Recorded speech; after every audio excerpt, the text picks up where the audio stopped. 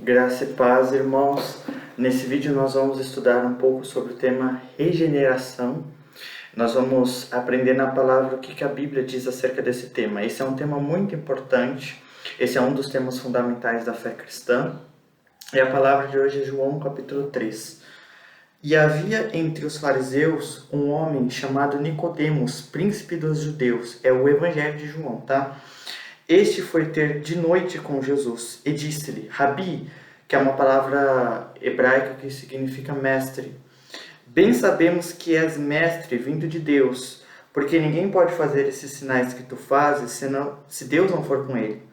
Jesus respondeu e disse-lhe, na verdade, te digo que aquele que não nascer de novo não pode ver o reino de Deus. Disse-lhe Nicodemos, como pode um homem nascer sendo velho? Pode porventura tornar a entrar no ventre de sua mãe e nascer? Jesus respondeu, na verdade te digo, que aquele que não nascer da água e do Espírito não pode entrar no reino de Deus. O que é nascido da carne, e o que é nascido do Espírito é Espírito.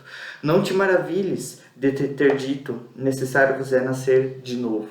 Esse texto aqui é um texto muito importante, esse é um texto fantástico, na verdade. E é legal porque Nicodemos, ele era príncipe dos judeus, ele era mestre em Israel, ele era alguém muito importante, de muita influência ali naquele mundo judaico, daquela época ali. Mas Nicodemos, ele não se sentia salvo. E ele foi até Jesus de noite, com medo dos judeus, porque naquela época alguém de tamanha importância como Nicodemos, alguém de muita importância no ramo judaico daquela época, fosse se encontrar com Jesus, essa pessoa seria morta, porque os judeus desde o início sempre rejeitaram a Cristo, tá? Então por isso que ele vai de noite, ele vai escondido, essa que é a ideia. E ele ele confessa para Jesus, Senhor, eu creio em você, você é mestre, eu sei que você veio de Deus, você faz coisas que não tem como negar isso, eu sei que você realmente é de Deus. Ele começa fazendo uma afirmação, dizendo que ele crê que Jesus realmente é o Messias. E Jesus, ele já vai direto no ponto, né? Jesus, ele não comenta a afirmação de Nicodemos. Aqui já é mostrado a onisciência de Jesus. Jesus, ele já vai no ponto, ele fala assim, se você não nascer de novo, você não entra no reino de Deus. Parece haver uma quebra de expectativa. Você tem aqui, no versículo 2, Nicodemos falando de um assunto, e Jesus, no versículo 3, ele vai falar de outro assunto. Então, Nicodemos chega em Jesus e fala assim, Senhor, mestre aqui no caso, mestre, eu sei que você é de Deus. E Jesus fala, você tem que nascer de novo. Então, Jesus aqui é mostrado a onisciência, ele já sabia aonde aquela conversa iria chegar. Então, ele já vai direto no ponto. Nicodemos, eu sei que você não se sente salvo. Então, eu já vou direto no ponto, né? E aqui também mostra a humildade de Jesus, ele não aceita esses elogios. O que ele faz então? Ele diz diretamente a Nicodemos o que ele precisava fazer para ser salvo, nascer de novo. Ele já cria em Jesus, ele já professava essa fé, ele não entendia muito bem quem era a pessoa de Jesus, mas ele já sabia que ele era uma pessoa enviada por Deus. E Jesus ele fala, Nicodemos, você ainda está envolvido, né, no judaísmo, você precisa fazer o quê? Nascer de novo. E é interessante porque Nicodemos ele não entende essa expressão. Como assim nascer de novo? Nicodemos vai interpretar isso de forma literal. E ele vai perguntar, eu vou ter que voltar para o ventre da minha mãe e nascer de novo?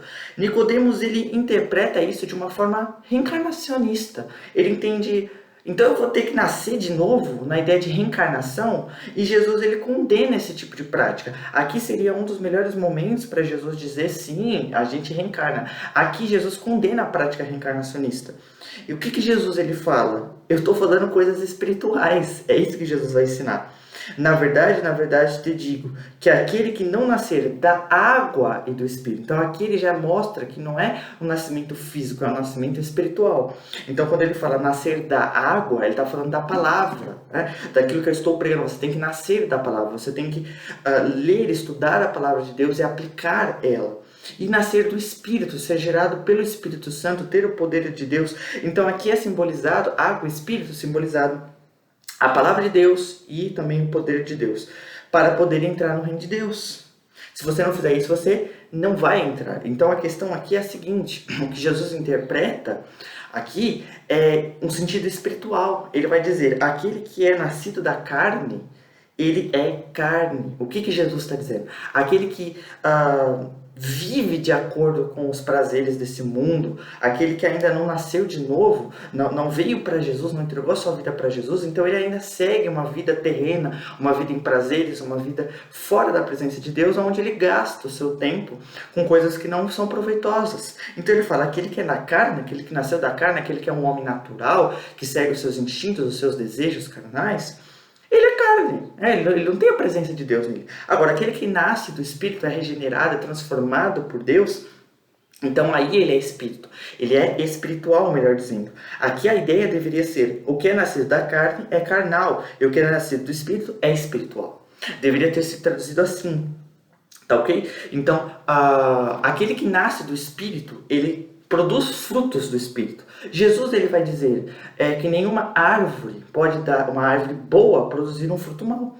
Então, se você é um cristão, você é simbolizado na árvore boa, você tem que produzir bons frutos. Se você é uma árvore saudável, uma árvore boa, você foi plantada para produzir bons frutos. Não pode haver maus frutos em você. E também, se você for um ímpio também, se você não for cristão, você for uma árvore ruim, não tem como você produzir bons frutos. É o que a palavra de Deus, o próprio Jesus ensinou. Então, o que ele está dizendo aqui é o seguinte, aqueles que foram transformados, aqueles que realmente são cristãos de verdade, têm que passar pelo novo nascimento, pela conversão, precisam deixar certas práticas. Isso aqui é muito importante porque Jesus fala que se você não fizer isso, você não entra no reino de Deus.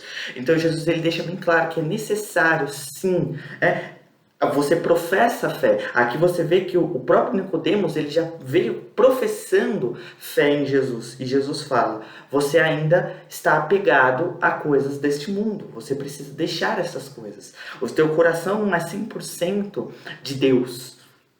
Vocês, líderes religiosos, aqui no caso de Nicodemos, que era um desses líderes, ele tinha uma influência muito grande naquele contexto. E Jesus ele fala, você não é salvo, porque por mais que você desempenhe um cargo grande, você não vive a palavra de Deus, você ainda está preso, possivelmente à fama, tanto aqui que você pode ver que Nicodemos ele foi ter com Jesus de noite, então Jesus ele já vai dizendo, você ainda está preso a coisas deste mundo, você precisa se libertar desses tipos de coisa, e isso são coisas variadas. Tudo que procede das trevas e que Deus não se agrada deve ser tirado, e isso envolve qualquer coisa. Você vai assistir um filme, por exemplo, que tenha mortes, a Bíblia condena mortes. Um filme que tenha adultério, qualquer outro tipo de coisa que Deus condene, então, esse tipo de prática Deus não se agrada. Então, por que você vai assistir esse tipo de conteúdo que são desagradáveis? E está cheio desse tipo de conteúdo. Porque quem é de carne só vai produzir carne. Quem não é nascido do Espírito não entende essa palavra, não vai viver essa palavra. Você tem aqui também um texto, lá em 2 Pedro capítulo 1, quando você pega 2 Pedro capítulo 1, a partir do versículo... Vamos desde o início, 2 Pedro, capítulo 1. Simão Pedro, servo e apóstolo de Jesus Cristo, aos que conosco alcançaram fé igualmente preciosa pela justiça do nosso Deus e Salvador Jesus Cristo. Então a nossa fé, a fé que nós professamos em Deus, nós alcançamos pela justiça de Deus. Então não é por méritos, não é por obras. A nossa fé a gente consegue por conta do sacrifício que Jesus fez por nós. Graça e paz vos sejam multiplicados pelo conhecimento de Deus e de Jesus nosso Senhor. Visto como o seu divino poder nos deu tudo o que diz respeito à vida e piedade. Então, o poder de Deus, a presença de Deus nos deu tudo o que a gente precisa para ter uma vida piedosa, uma vida devota a Deus. Pelo conhecimento daquele que nos chamou, pela sua glória e virtude. Pelas quais coisas ele nos tem dado, grandíssimas e preciosas promessas, para que por elas fiqueis participantes da natureza divina, havendo escapado da corrupção que pela concupiscência no mundo. Então ele está dizendo aqui o seguinte, que Deus ele trouxe esse sacrifício para nós, Jesus, ele morre por nós e ele abre essa oportunidade de agora nós sermos participantes da natureza divina. O que é isso? Natureza divina aqui é no sentido de que a gente pode ter alguns, não todos, alguns atributos de Deus. Então, amor é o que ele vai descrever aqui: a fé, o amor, a paciência. Então a gente começa a produzir frutos, começa a estar cada vez mais perto de Deus e cada vez mais imitar as coisas de Deus. Existem os atributos incomunicáveis de Deus, aqueles que somente Deus tem: onisciência, onipotência, onipresença, eternidade. Isso nós não temos e nunca teremos. Agora, existem atributos bíblicos que nós também podemos ter, porque Deus nos comunica esses tipos de atributos também, tá? Ele compartilha conosco. Ele faz ter em nós, como por exemplo o amor. O amor, Deus é amor, e ele faz com que nós também sintamos amor pelos nossos irmãos. E ele vai continuar aqui a partir do versículo 5. E vós também, pondo nisto mesmo toda a diligência, acrescentai a vossa fé. Vocês agora já professam fé em Deus, vocês agora já aceitaram a Jesus como Senhor e Salvador exclusivo, e agora então produzam frutos. Vocês agora são crentes? Produzam frutos. Que frutos? Acrescentar a fé, o poder, e o poder o conhecimento, e ao conhecimento a temperança. Então, vai crescendo no conhecimento de Deus e nos frutos. Acrescentar a vossa fé a virtude o conhecimento, e ao conhecimento a temperança, e a temperança a paciência ou perseverança, e a perseverança a piedade, e a piedade o amor fraternal, e ao amor fraternal o amor. Porque se em vós houver e abundarem estas coisas, não vos deixarão ociosos, nem estéreis no conhecimento de nosso Senhor Jesus Cristo. Então, ou seja, se vocês realmente, tendo já professado fé em Cristo, produzirem frutos, então vocês vão ficar firmes na presença de Deus. Vocês não vão estar estéreis, aqui é a ideia de insensíveis espirituais, né? Vocês vão estar bem robustos espiritualmente. Pois aquele, versículo 9, em quem não há estas coisas é cego, nada vendo ao longe, havendo se esquecido da purificação dos seus antigos pecados. Então a ideia aqui é, você é cego, e justamente por isso, cego espiritualmente, é que ele está dizendo, né? Aquele em que não há esses frutos, ele ainda é cego. Cego em que sentido? Ele ainda não se converteu, ele ainda está na incredulidade, cego espiritual. Ele não produz esses frutos, ele não conhece Deus, e por isso que ele é cego. Não há os frutos, não há evidências de conversão. Tá? Nada vendo ao longe, mas ele não vê as coisas de Deus, ele não entende as coisas espirituais. Por isso que o tema do nascer de novo, da regeneração, isso é muito importante. A questão de você produzir frutos, você evidenciar essa fé que você tem, isso é muito importante. Veja só, as obras, elas não têm fator participativo na salvação, tá? Elas não salvam, mas a fé é algo que você não toca, você não peca, você não consegue ver, evidenciar que você tem ela de forma física. O modo como você evidencia que você realmente tem fé é as obras. Então, como vai dizer Gálatas, a fé que opera pelo amor. Tem uma passagem de Gálatas que fala sobre isso. Então, a nossa salvação ela é inteiramente ligada à fé que nós temos no Senhor. Só que essa fé que nós temos e que nos salva vai produzir em nós frutos. É o que Tiago vai dizer também, que muitos deturpam, achando que ali é uma salvação por obras, negativo. Ali é as consequências de alguém que já professou fé em Jesus, tá? Mas, enfim, a questão da regeneração e do novo nascimento é uma doutrina muito importante, e isso está em toda a Bíblia, por toda a Escritura, e é algo tão importante, amados, que influencia também na nossa salvação. A questão de que se a gente continuar com o pé no mundo, ou se a gente continuar com a nossa vida sem ser transformada por Deus, então nós não seremos salvos, né? A gente precisa produzir evidências. É o que ele vai dizer: aquele que não produz essas coisas é cego, e ele se esqueceu, havendo se esquecido da purificação dos seus antigos pecados. Ou seja, aqui no caso ele está falando de apostasia, tá? Aquele que, como ele esquece dos seus antigos pecados, a ideia é do seguinte: ele foi perdoado por Deus.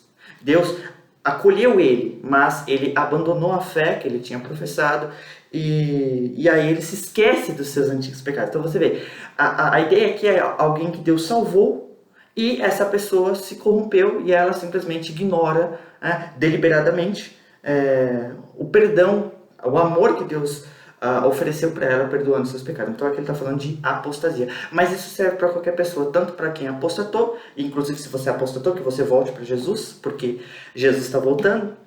E se você ficar brincando aí, quando ele voltar, vai ser difícil, né? Então volta para Jesus antes que a situação fique mais séria, e a gente já está vivendo situações graves. Então volta para Jesus, E se você não é crente, que você se converta. Aqui a gente não está tratando religião, a gente está tratando Bíblia, a gente está falando de coisa séria, de Jesus Cristo, de Deus. Eu não estou pregando religião, eu estou pregando Jesus, a única salvação. O único que pode nos salvar, Jesus. Não adianta, você não vai encontrar salvação em outros lugares. Os outros lugares pregam uma salvação meritória. Eu consigo me salvar por meus méritos. É exatamente isso que você vai encontrar em praticamente todas as outras religiões. Mas a Bíblia, a palavra de Deus, Jesus Cristo fala hoje: se arrependa, se converta, entrega a sua vida para Ele, não é por méritos. Ele fez tudo por você. Simplesmente se entregue para Ele, creia nele, professe fé nele. E comece a estudar a palavra, comece a orar, comece a pedir para que Ele governe a sua vida. E a partir de agora, naturalmente, por obra do poder do Espírito Santo, Ele vai então produzir em você frutos para a glória de Deus. Então você tem aqui um processo salvífico, onde o Pai ama o mundo e envia o seu Filho. O Filho vem e salva o mundo, provendo redenção para o mundo. E o Filho, ao terminar a sua obra aqui, ele ascende aos céus, ele sobe aos céus e ele derrama o Espírito Santo para que possa nos conduzir até que ele volte. Como diz João 14,16.